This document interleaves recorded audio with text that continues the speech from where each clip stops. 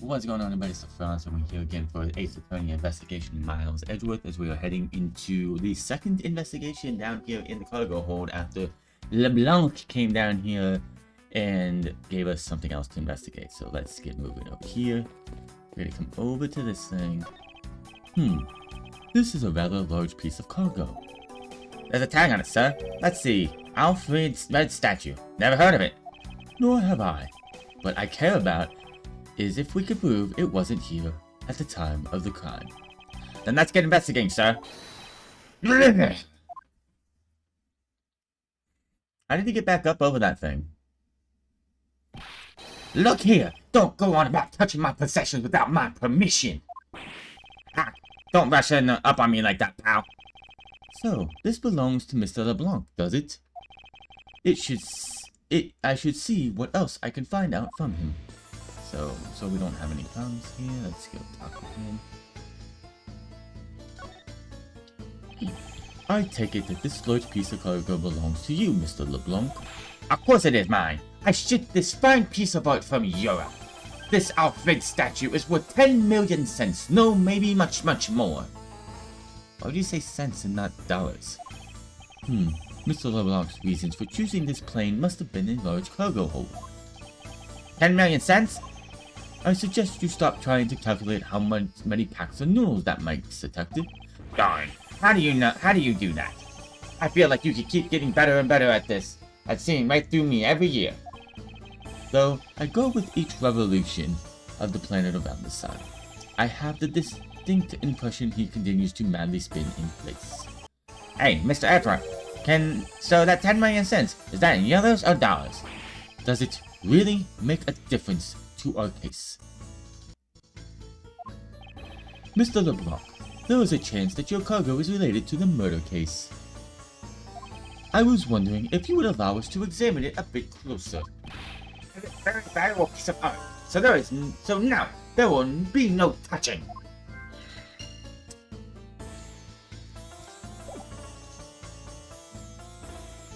So he said no.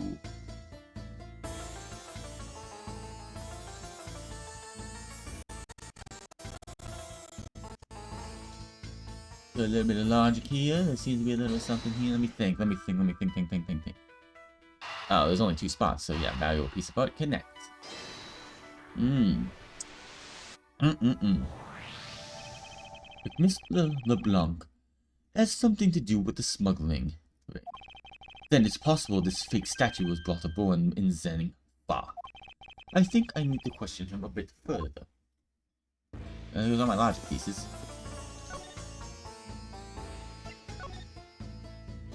About your statue, Mr. LeBlanc, I wonder if it might be a fake. What? How dare you say our art is fake? I suspect that your statue might be the target of an international smuggling ring. Don't say such fantastical things. Those thieves would not dare. I have a certification of my cargo right here. Do you mean certification document? Mr. Zinc LeBlanc, why didn't you say so earlier? Please show it to us at once. I can't read this. What does it say? It says that the plane is there. The cargo was put on the plane in Europe. And there you have it, Miles Edgeworth. Too bad for you. This statue was brought aboard in Europe just as it states in the certification. No, which means that there never was a window of time in which the statue wasn't sitting there.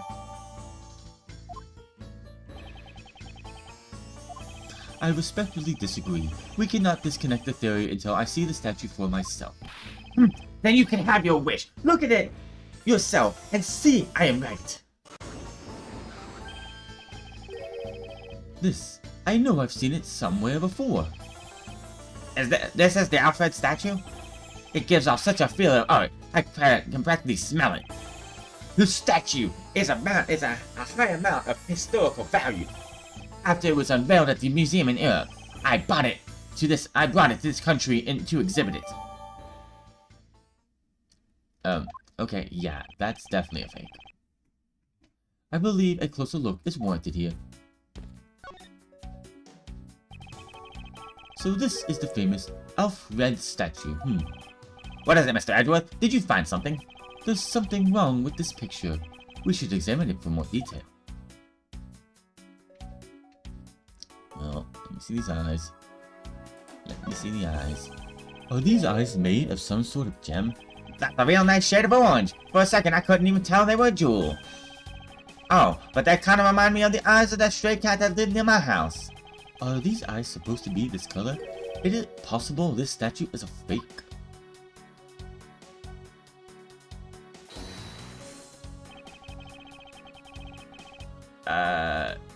Let's see. Let me see. Yeah. Oh yeah. Oh yeah.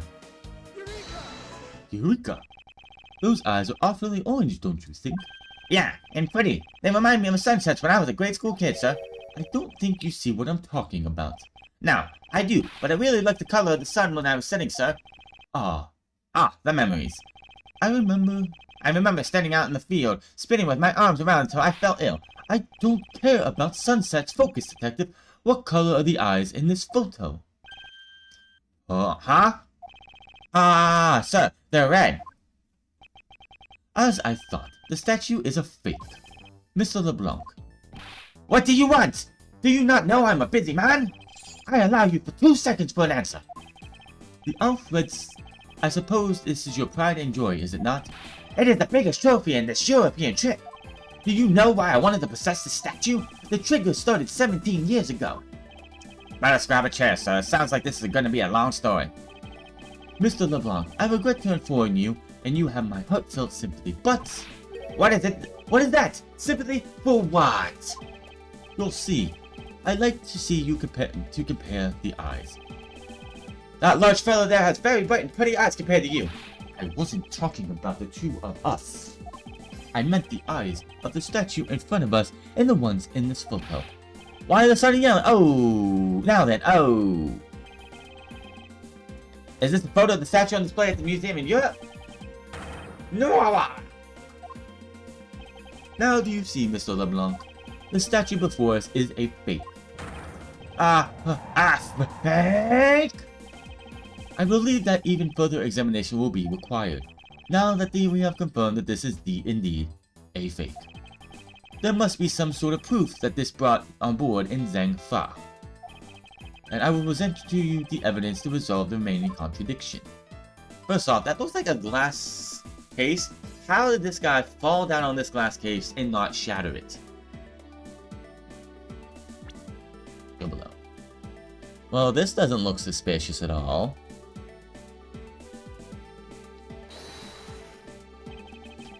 Is that spot somehow connected to evidence that I hold?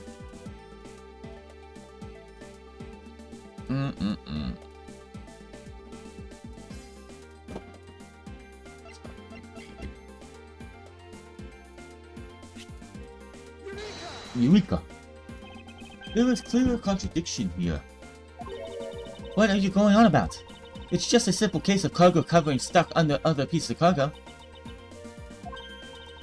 That's not possible. But it is. It shouldn't be this way, but the statue is on top of the cloth. Supposing that the neighboring piece of cargo was brought aboard in Zhangfei, there is no way that any part of it should wind up under something from Europe.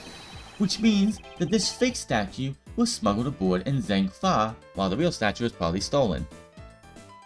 That's where I'm gonna go with that for sure, is that the real statue was stolen in Zhangfa, and this statue was brought here. But then, what about the cargo certification? Let me ask in return what about Agent Hicks? Why did he come down here in the middle of the flight?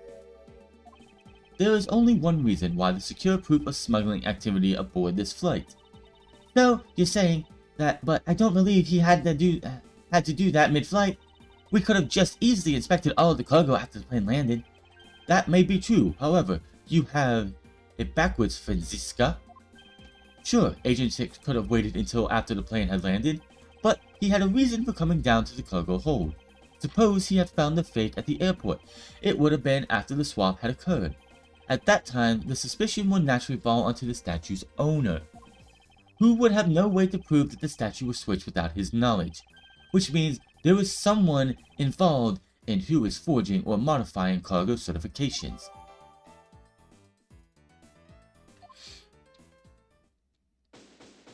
That's the investigation.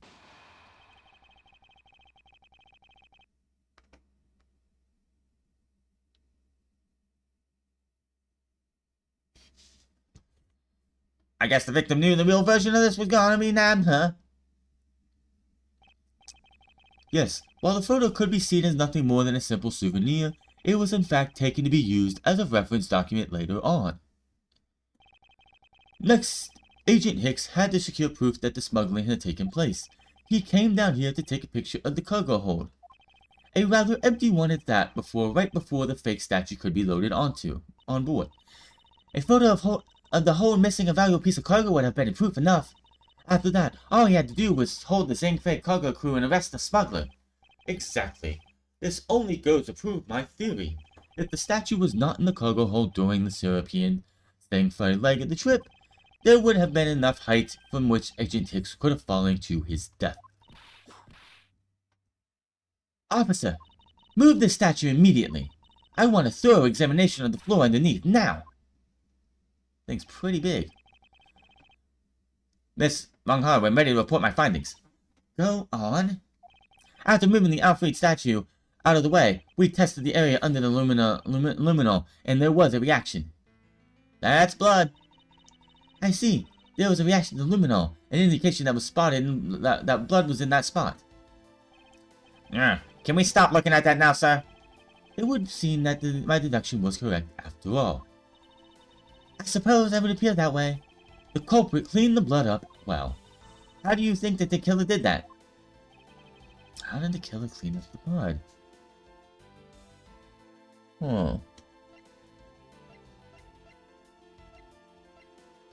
Oh, this. But that shouldn't be enough. The killer used the bloody cloth I found inside the suitcase to clean up the mess. I see. They had the need to clean up after all the blood before the plane landed in Zhangfa. Yes, because otherwise the cargo crew would have discovered it during the layover. So, you guys are saying that the murder happened before the plane landed in Zhangfa. There is no other conceivable timetable for the events of the murder. But if that is true, then that throws a certain person's testimony into doubt. If the murder occurred before we landed in Zhangfa, then this becomes highly suspect.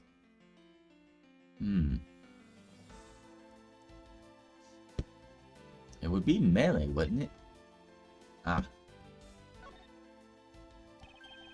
Recall Miss Melee's testimony about Agent Hicks in regard to when we departed Zhangfa. Sitting in the scene about 5 AM, you know. She claims Agent Hicks was alive at the time of the service call, but that totally contradicts the facts, sir. But why would she lie about something like that? I think the only person who can answer that is Miss Melee herself. Murderer! Oh boy, we are heading into the next one. Yes, please.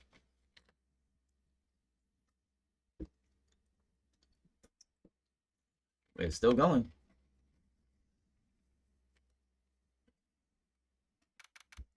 March 12th, 3:35 p.m. Lower deck on flight I-30, cargo hold. This one's very long.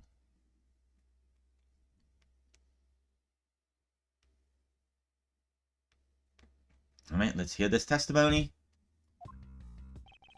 Miss Melee. Miss Melee? Do you recall what you said earlier about when you answered some service calls as we were departing from Zhangfa? Huh? You said that Mr. Hicks was sitting in his seat at the time. However, that is simply not possible, because Mr. Hicks was dead long before we ever touched down in Zhangfa. Oh. Miss Cammy Melee. Maybe I didn't see what I thought I did. No one could make a mistake so large, Miss Melee. But I can make that kind of boo-boo all the time. What? This is going nowhere. There must be a better way of resolving this contradiction. Very well, Miss Melee, if you please, tell me about your alibi during that time span. From just before we were landed at 3 AM and 6 AM when the body was found. Are you telling me I'm a suspect, Mr. Edgeworth?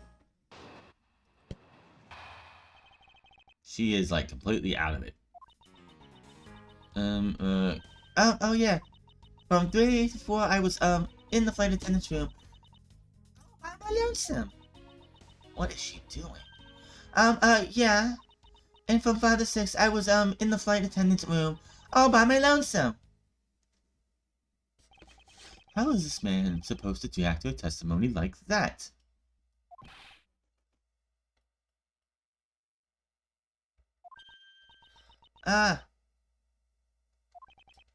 What is up with her? The only way to go is to wake her up by pressing her. Okay, this has gotten very interesting. Am I lonesome? Sure. Nothing you can press there, and then you go here. There's nothing press to present those two, but then... Hold it! So you were alone the entire time, were you? Yeah, no one else has ever just popped in their head to say hi. Oh, well, I think a contradiction just popped in mine.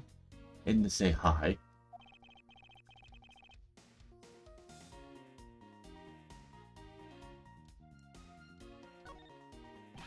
Miss Mary, there was a clear contradiction embedded in your testimony. Huh? What are you talking about? It is not possible that you were alone in the attendance room from 6 to 5 a.m.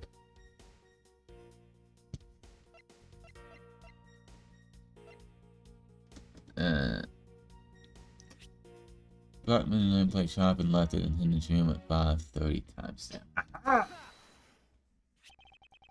I wondered if you would be so kind as to take a look at the receipt, Miss Melee. Huh? A receipt? For what? It's for the suitcase Mr. Nero bought. Now, if I may direct your attention to the timestamp. As you can see, it clearly says 5:40 a.m., Miss Tenero. Yes? Huh? Why is the killer here? I thought you have her locked up by now. I request that she be present as a witness so that you may straighten out some of your complex lie. Now then, Miss Tenero, between hours of 5 and 6 a.m., you two took a trip from first class down to the first floor in Flight Shop, correct?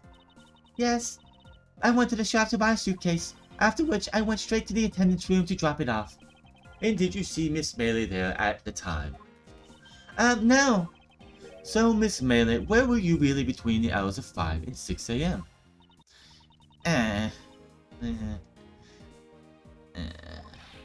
Miss Cammy Melee. Huh? The bathroom? I'll be the one that asks the questions here. Yeah, maybe that's it. I probably just missed her. Nature calls, you know. Do you take me for a fool? That's a little too convenient to be true. But it's true. Cross my heart. I don't have enough conclusive proof to counter-argue here at this stage. You don't believe me, do you? But please, won't you give me a chance and hear me out? You're the killer. I don't know why you're the killer, but you're the killer. Look, I know I'm suspecting me because I'm one on the crew. But you think that maybe you should also suspect Miss Rhoda, too? She's the one in charge of the elevator key in the shop, you know? If you ask me, that makes her super suspicious. Please leave Miss Tenera out of this conversation. Only you are under suspicion for now. I get it. Why are you... I don't get it. Why are you covering for Miss Rhoda all of a sudden? Oh, now I get it. Maybe you've got your eyes on Miss Rhoda. Of course I'm keeping my eye on her. I can't very well let her escape, can I? Never mind, but you want to know something? Miss Rhoda actually kinda is... Have you absolutely no interest in people who can't appreciate my sense of design? Now that's the time for this sort of talk.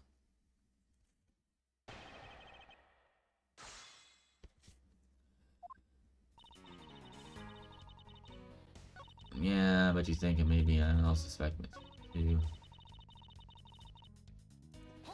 Hold it!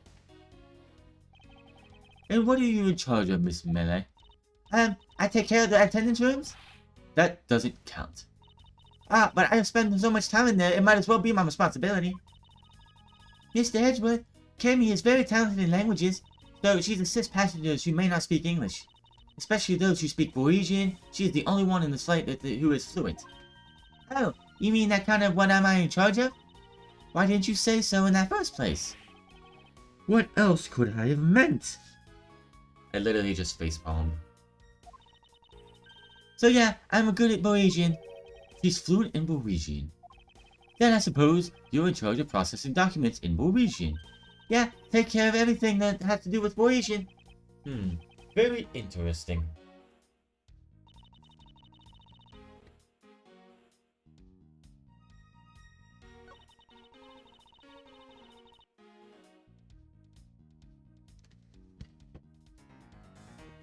So, if you're good in Norwegian, did you forge this document?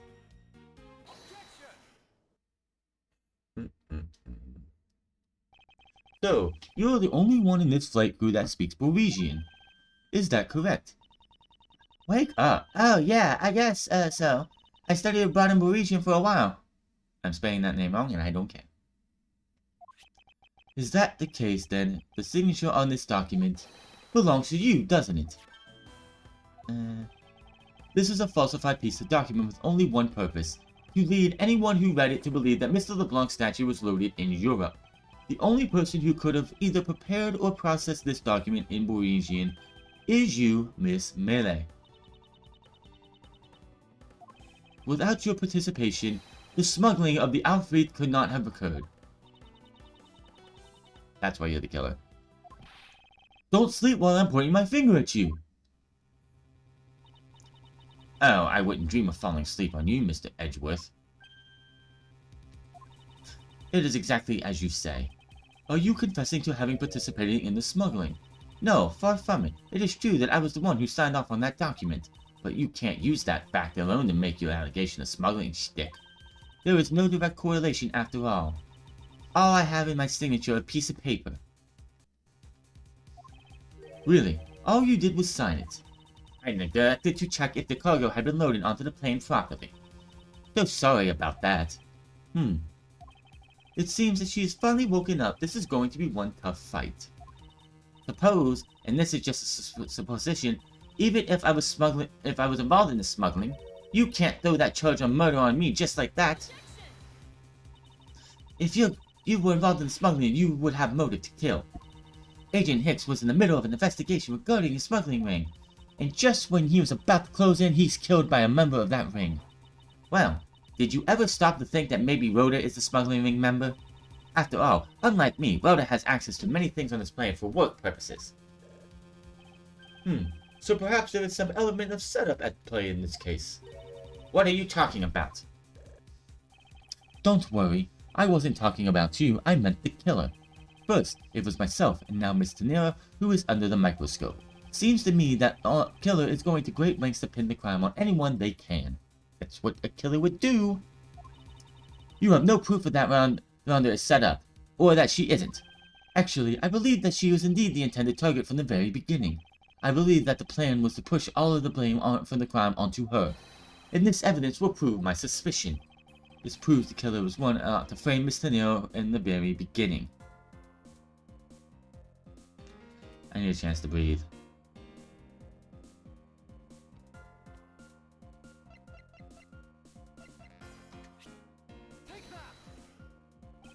The killer could have hidden the body anywhere, and yet they chose the suitcase.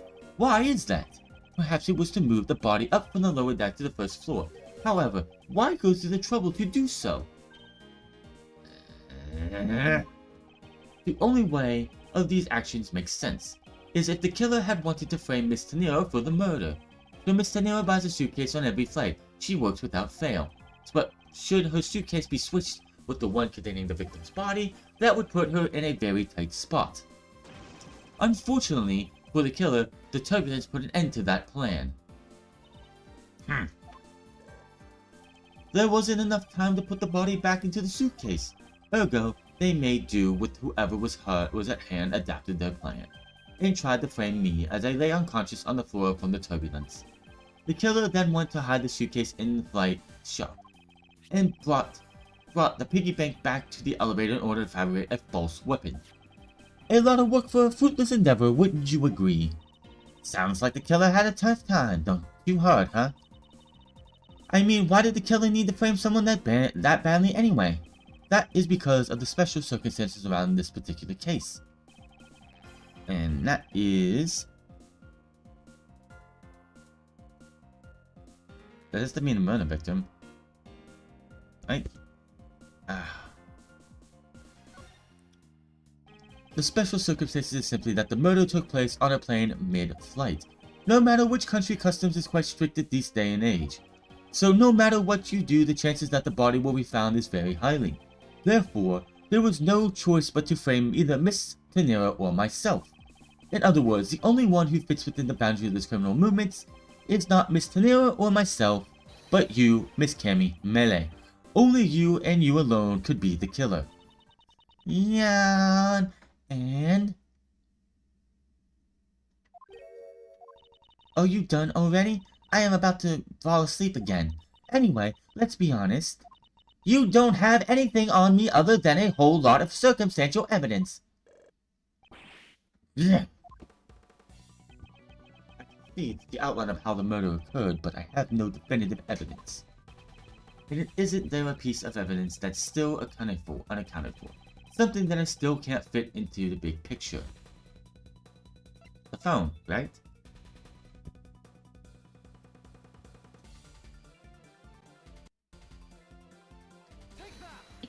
Like that. I don't have any actual evidence. I thought not.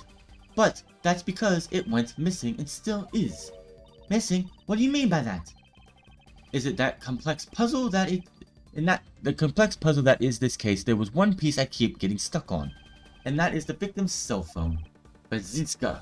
Were you waiting at the airport for a call from the Agent Hicks' cell phone?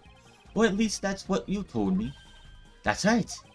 But Agent Hicks' cell phone could not be found at the crime scene. What do you mean the killer took the phone with them? Precisely. I suspect that if we were to find that phone, it would lead us to the killer. Haha, come on, get serious. If the victim fell into his death from that height, wouldn't his phone break as well? We wouldn't know that until we tried this little experiment, will we? Franziska, I'd like to ask you for your assistance. You know the victim's phone number, do you not? Of course I do. What? Agent Hicks' phone! Agent Hicks' phone! It's ringing from somewhere, sir! I hear it, Detective. Now, where is it coming from?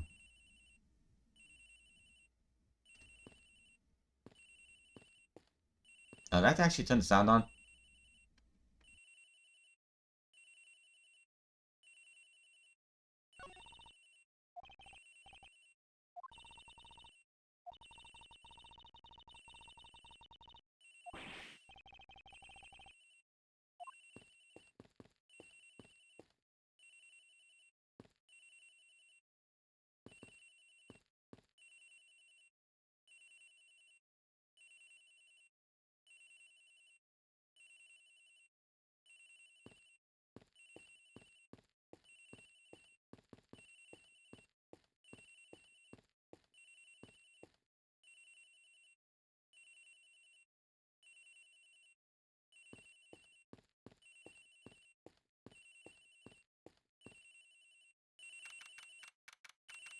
Okay, I had to like actually turn the sound on for a second for myself.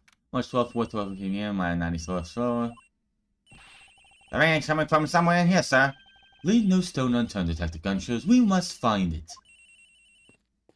There's an open locker room right here. The ringing is coming from somewhere around here. But it's not here, sir. Why do I have such a bad feeling about where we're going to find the phone? Alright, that didn't work.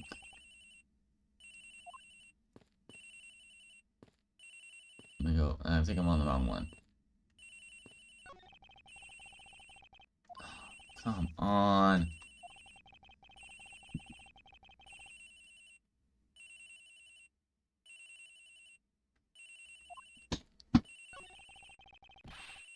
Ringing's coming from in here, sir. What? What? No, it can't be. That's gotta be the victim's cell phone. Just whose locker is this, sir? It's Miss Tenera's. What? Same job. Fingerprinted. Duh. March 12th, 48 in the cargo hold. Mr. Edgeworth, how did it go? Where did you find the phone? I found it in the flight attendant's room, in Miss Tenero's locker. What? Rhonda Tenero? I don't know anything about the phone. It wasn't me. Miss Von Karma, is it? I suggest you arrest Miss Rhonda Tenero right away.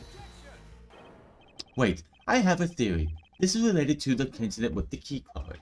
When the killer went to steal the key card, they conveniently stashed the cell phone in Miss Tenero's locker at the same time. This is related to the key card, alright? It's the same way that we have zero proof that the killer just did that. The only voice that's saying the truth is evidence. The one is the word we cannot ignore. What should I do? Franziska's right. I can't offer baseless conjectures at this point. Alright then, why did the culprit take the cell phone from the Agent Hicks? It must have something very incriminating on it or in it. What now, Miles Edgeworth? It's not over yet. We have yet to figure out why the killer took the phone. What? Inside this phone lies the final piece of incriminating evidence that will point us to our killer. We need to examine this phone for more detail. Oh my goodness.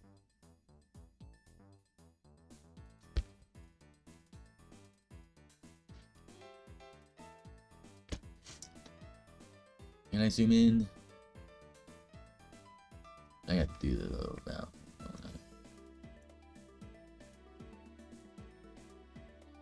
And then click the camera button. Ah, it is a camera lens. Come to think of it, I was wondering, how exactly was Agent Hicks planning to preserve the crime scene of a smuggling? Franziska, I need you to confirm something. This cell phone, can it take pictures? Mr. Edgeworth, I can't believe you don't know about this kind of basic stuff, sir.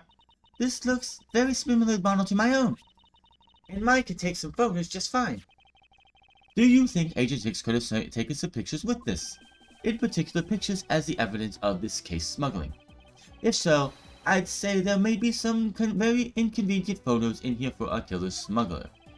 But the phone's all busted up, sir. Even super prosecutor can't repair a broken phone. I'll find a way, don't you worry about that. Yeah. May I go back to sleep now? The LCD screen on the inside is broken and inside out are broken, that's for sure. But that's also reason enough to believe that the killer wasn't able to erase the data. What? Do you mean that by that, Miss Franziska? It looks like our killer isn't very familiar with electronics. This phone still rang when I caught it, meaning only the LCD screens are broken. It's possible that the photos are still there inside waiting to be accessed. All I need to do is transfer the data to my phone. You're in trouble. Franziska, your phone, if you please. Very well. I'll transfer. It's transferring. Alright, displaying it now. This is... Agent Hicks was most certainly trying to obtain some evidence of the smuggling case. Hey, that's Alfred's nowhere to be in this pic, sir. But there's no meaning of this piece of evidence in this murder case, right? Ouch, she's right. There's not much thing we can find out here about Agent Hicks' killer, sir. Is this it? Is this the end? Is this really nothing in this photo that we can use? There's gotta be something, right? Nothing over here, I don't think. What about here? Boxes of bed sheets. These are still in the cargo hold. There's nothing unusual about these in particular, but I can't shake that feeling. Yawn. If you're just playing around, mind if I go home? Yes, I mind. I need to focus on what differs from back then.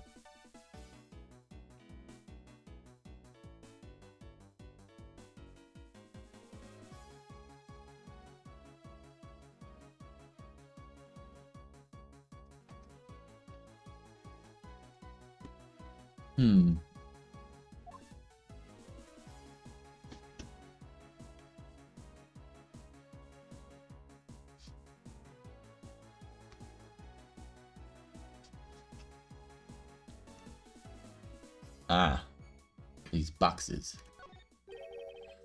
What's all this? Huh? Oh, those are cargo ships from Bolivia to Zhangfa. So, the reason they aren't here now is they were dropped off in Zhangfa. Mr. LeBlanc, can you tell me the contents of these boxes? Unfortunately, there is no English written on them anywhere. Huh. One cluster box is written in Bonesian. It says, it is cloth in English. Cloth? Could it be? Is this where the killer? What? What in scary face? Miss Melee. Yes? It appears that Agent Hicks was no ordinary investigator. He left us with a piece of evidence after all. A striking piece that will point out who the killer is. Ha! Maybe you shouldn't force your mistaken reading of a simple picture, Mr. Edgeworth. The Borgesian cargo and the piece of evidence will point straight to the killer.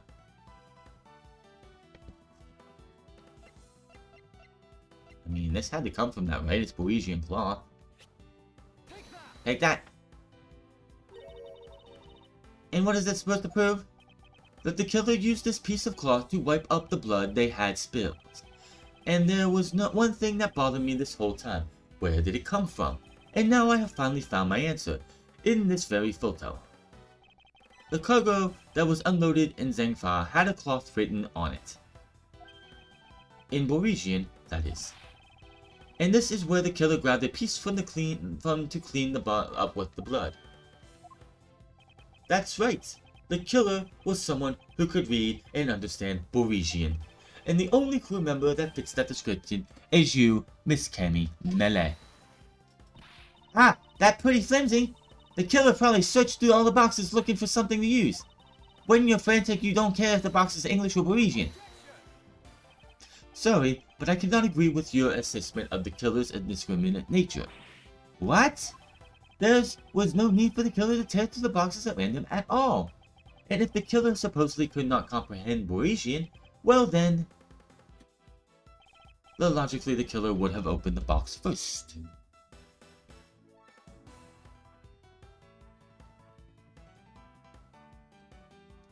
Yeah, they would have been with the bed sheets. I mean, come on. Hey, isn't that say bed sheets in English right on the box, sir? Precisely. And bed sheets would be perfect for cleaning up blood, wouldn't you say? So what are you trying to say? That if I were the criminal, this box of bed sheets would have been what I would have spotted first. However, the killer chose to use a box Parisian cloth. Do you have an explanation for that? The killer didn't want anyone to know that the real scene of the crime was this cargo hold, so they were afraid to leave signs that the box with the sheets had been opened. However, the Parisian cloth, well, that's a horse of a different color. Because the killer knew that was going to be unloaded in the Republic of Zhangfa. That's right, that is why the Parisian clock was used. And then, only the Parisian reader on board can make such a calculated decision. Is you, Cammy Melee. You and you alone. It would have been very easy for us to confirm if any of the boxes were resealed. All we had to do is contact Zhangfa authorities in that time. We may even find other evidence to incriminate our killer with those boxes. Yeah. So, what do you say, Melee? Why not confess to your crime here and now? Or would you rather wait and see what we find from our investigation in Zhangfa? Busted! Oh, oh, oh, oh, no, no! Too many O's. Flashing lights, warning, warning, warning. He was Interpol. I couldn't stop it. I brought him here and still started taking pictures. I couldn't be found out. I was scared. I was in trouble.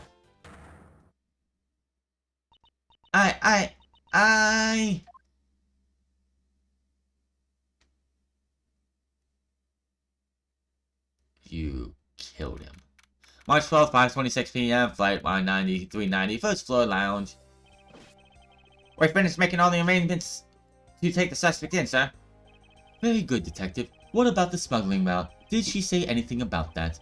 They're taking her down to the precinct now. Hopefully we can get more out of there. Whenever you approached the topic, she just started foaming at the mouth. It was scary, sir. She probably wasn't prepared to commit a murder all of a sudden. One thing is for sure, that ring behind this whole mess means serious business. It looks like there are a lot more to this case than meets the eye. Mr. Edgeworth, I just wanted to say how I appreciated everything you did. Thank you very much. It was nothing. In fact, I should be one thanking you for your cooperation.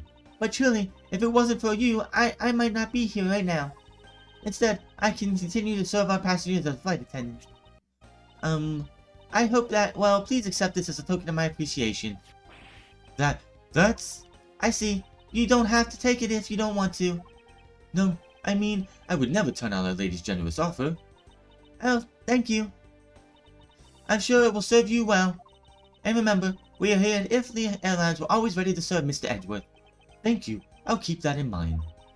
Now, I must bid you farewell. May all the skies be blue no matter where you go.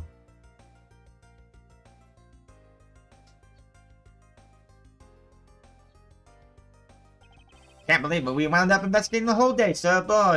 But boy, was it fun. Speak for yourself. My day was filled with earthquakes, elevators, and false charges. By the way, where's Franziska? Oh, she's filling out some custom paperwork for her departure. Departure? Yeah, Miss Von Karma, always busy, sir. She's been flying from country to country to chase down some leads regarding her case. Detective, can you cancel the car I had you reserve earlier? You got it, sir. What are we doing now? Franziska. I thought I told you when you first landed I had no time for idle chatter. I have no intention of wasting your time, however, it's been a while since we last met. I also have no time for such familiar reminiscence. Just who do you think I am? You are Franziska Von Karma, a very proud prosecutor deserving of much respect. Until only a little while ago, I was but a wretched butt who was always losing to you, a dancing Periette, living her life on the name and fame her invincible father built. True, but your father, Manfred von Karma, did lose a single case for 40 years as a prosecutor. However, I wouldn't say he was invincible.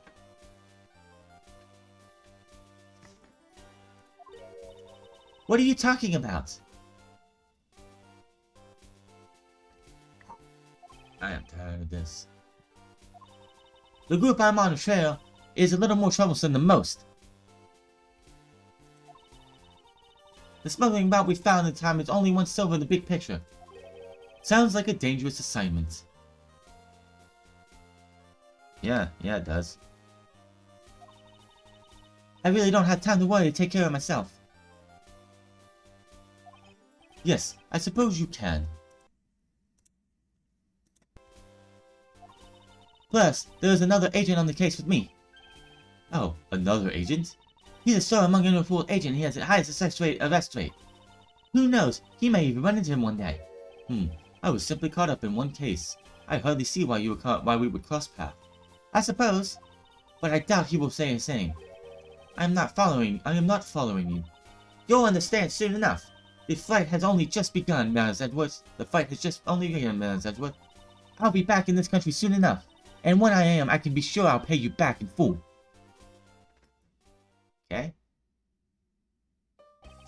Ah, just like that. She's gone, huh, sir? Thank goodness. I can finally rest my easy knowing I won't have to watch out for her whip. Detective Gumshoes, I want to thank you for all your help and cooperation. Ah, it was nothing, sir. I'm just happy to be able to work with you all again. Ho ho. I think I'm going to celebrate by adding extra salt to my instant noodles tonight. Just how much did you cut his salary by, Miss Franziska? Detective, I was wondering if you might give me a ride down to the prosecutor's office. Sure thing, sir. I'll even fly down the road in the patrol car if you want. Don't make me remind you, Detective. Safety first. Thus, I solved the first case upon my arrival home. Franziska von Karma, the smuggling route she was after. The leaders of the ring have already put their trump card into play, and the play of the other side of this war. They would begin to make themselves known throughout the next incident. Edgeworth speaking. Ah, finally, I called who knows how many times earlier, but I couldn't get through. And you are? Ah, have you forgotten my voice, Miles, my boy? Mr. Amino? Ernest Amino, correct? Ah, so you do remember. I know, I'm rather sudden, but I can ask you this anyone else. There has been an incident, Miles. My son. He's been kidnapped.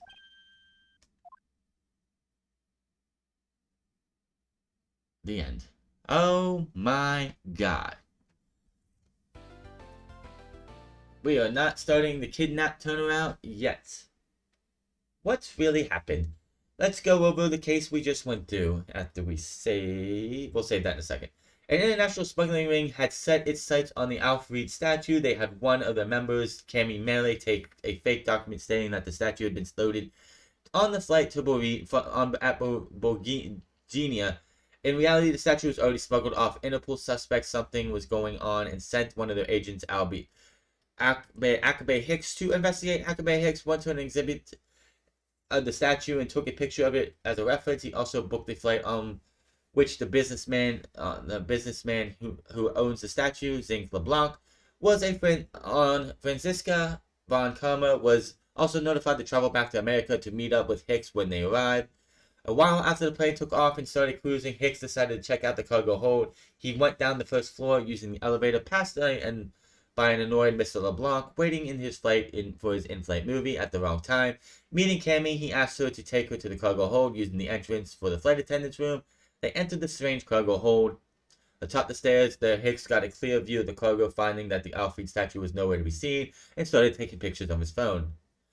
Being a memento of the smuggling ring, a member of the smuggling ring, and panicking over the realization that she could be arrested once Interpol starts investigating the missing statue, Cammy pushed Hicks over which honestly I don't know how she would figure that was going to happen, but the simple fact is she was just a flight attendant giving him access. There's no way she would have been pinned as being that. That just didn't make any sense. She pushed him over the railing to the ground. Several people followed, killing him instantly and shattering his glasses as well as phone LCD screen.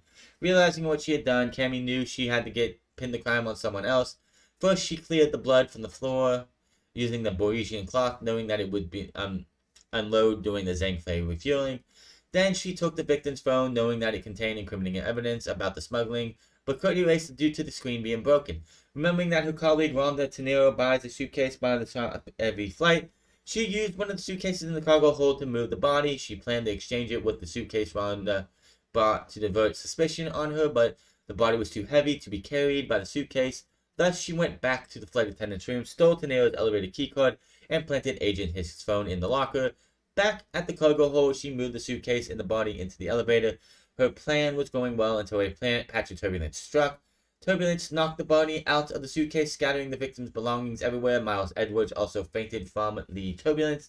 Moments after Tenero brought the suitcase to the flight, Cammy knew she didn't have any time left to clean up the mess. But she had discovered a new target to pin the crime on. She planted the victim's travel wallet on the unconscious body, Edgeworth, and then she took the piggy bank and it fell out of the shelf during the turbulence, striking Hicks' body over the head to create a fake murder weapon. This made hasty retreat. Sometime later, Edgeworth woke up, discovered the wallet of the body, and was mistakenly accused of the murder. Cammy has been arrested and being brought to the precinct. Tenero thanks Edgeworth and gives him a suitcase. Francisca is already booking her departure, though Edgeworth intercepts her before she boards. Francisca off to track down the leads about the smuggling ring in another country, though she does state that she is working on another Interpol agent. He is very popular among the Interpol and has the highest arrest rate of the investigations. She says that Edgeworth will meet him someday, perhaps. A cell phone rings. The other person on the line is a man called Ernest Amino, who Edgeworth seems to recognize. He asks Edgeworth to help him rescue his son, who has been kidnapped. Looks like we have another case on our hands, and that'll be taking place. This is the 10th episode, so that'll be taking place next week, probably over the entire week next week. Thank you for watching this episode. I will be back next time. Until then, you guys have a good one, and I will see you later.